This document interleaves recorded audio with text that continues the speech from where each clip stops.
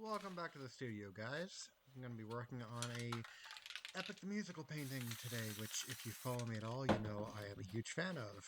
Partially because I have a undergrad degree that involved a minor in the classics, specifically mythology, and I love it.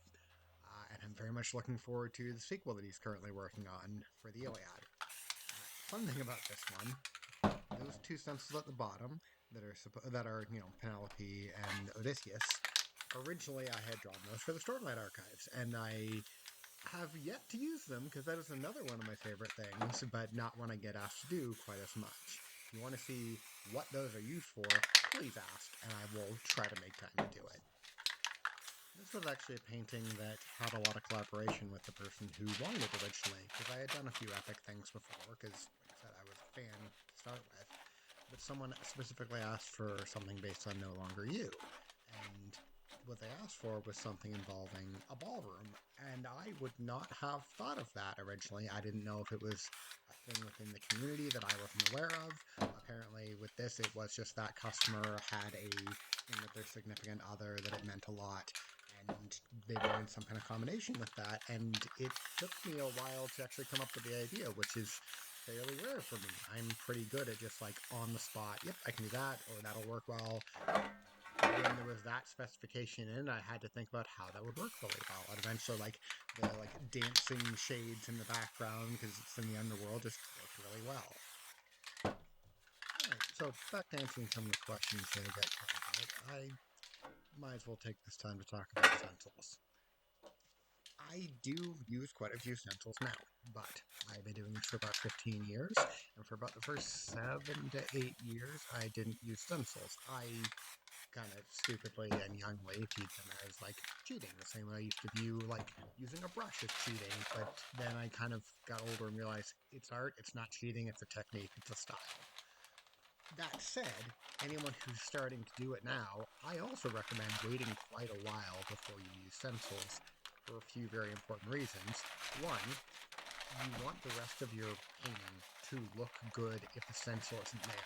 Like the eye that I am doing right now, if that stencil wasn't there, that would still be a really cool eye all on its own, be a really cool painting by itself.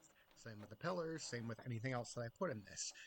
If the stencil is the only good thing in your painting, you need to go back and work on the rest of the painting. Besides that, if the rest of your painting doesn't look really clean and really sharp, if you have one black shadow that has extremely sharp edges the way a good stencil does, it's going to stick out like a sore thumb, and you really don't want that. I recognize that for a lot of people watching my art style and wanting to get into it, it's really tempting to be able to do all the things that I do right away. And I also know that some people look at it and think it is extremely easy because of the stencils I use. Neither one of which is true. It's the same as any art style. It takes a lot of practice to be good at this. I've been doing it for 15 years. The last time I counted how many paintings I have made in that time, it's over 100,000. I kind of stopped counting after that point. That's a good number until I get up into the millions. I think it'd be, another rest of my life before I get to that point, hopefully. But yeah, the stencils aren't really what make this. It's having all the techniques besides that, and also knowing how to properly use them. And to answer the other question I get about my stencils quite a bit, I make them. I draw them and cut them myself. You can't really buy this type of stencil very commonly.